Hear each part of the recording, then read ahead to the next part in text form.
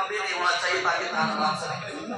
और बुराई करने के बाद जो होता माना जाता है, दिल से जो टच होता है, ये किस्म का होता है, समझिए ना, ये किस्म का होता है। जानवर जगह करना अलग है, होता करना अलग है। जैसे कुछ कौमों में बकरियों को जानवर माथा पर मार दिया गया, समझिए ना, इस्लामी जिहाद निकाल गया और वो हराम से है कि बीमारी है, समझिए ना, उसको अच्छा ज्यादा काम क्या करना उस खराब हो जाएगा, समझिए ना, खबरदार बिल्कुल समझिए ना, सारा छोड़ो और जब तक खड़ ना पड़े, जब तक खड़ ना पड़े हिलना खत्म करना हो काम दूसरा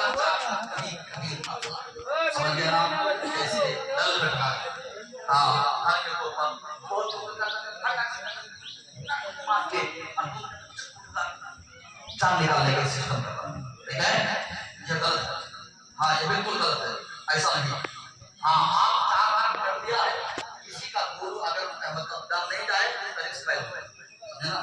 हाँ, डॉक्टर बना के जिंदा नहीं कर सकते, हो जाएगा वो अब ठम ना काटो, इतना कट के फिर तो वक्त से पहले नहीं जाए।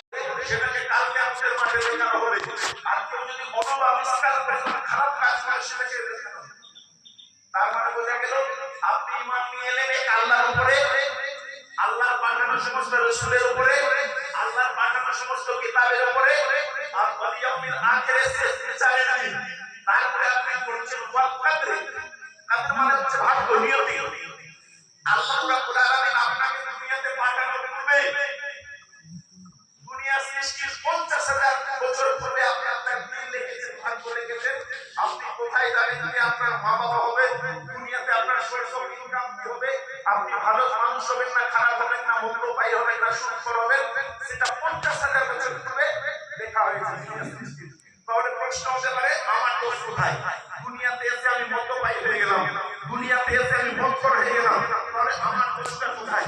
দোষটা আপনার আল্লাহ রাব্বুল আলামিন জানেন যে দুনিয়াতে এই ব্যক্তিকে পাঠানোর পর সে মধ্যপায়ী হবে, সে সুৎখর হবে বলে আল্লাহ আপনাকে এতটাই ভাবে রেখেছেন। তার মানে দুনিয়ার উপরে ঈমান রাখতে হবে, খাইরিহি ওয়া শাররিহি,